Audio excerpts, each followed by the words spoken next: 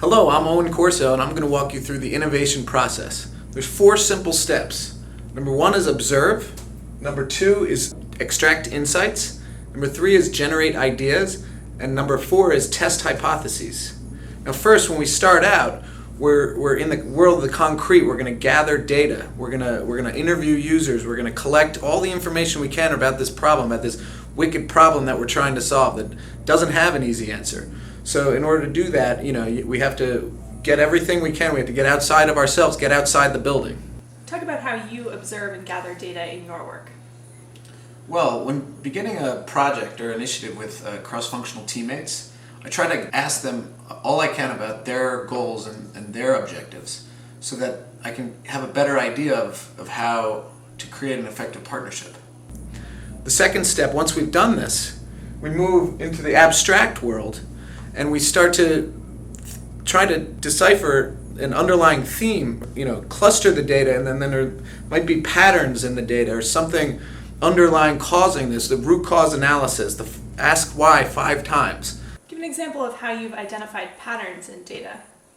Well, one of the examples that comes to mind is submissions to our rich media QA department and the failures. So we found out that the most common reason creative would fail QA was because they didn't put a border around the creative. So this led us to how might we better educate clients to know about the need for this border before submitting to QA. Once we have some of these insights, then we can move on to the next step 3, which is generating ideas.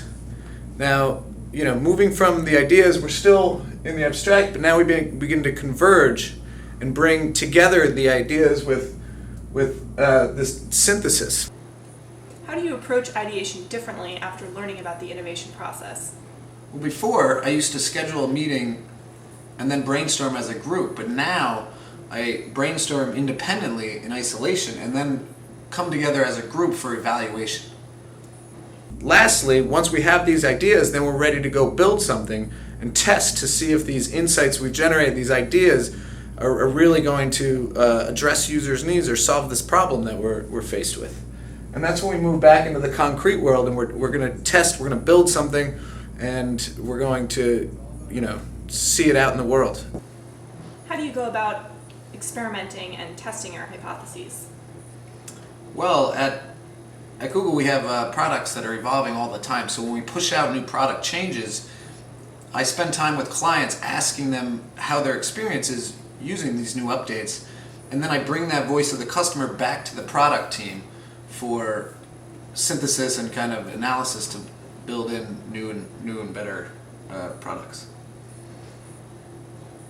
That's great. Thanks so much for sharing your experience, Owen. Thank you.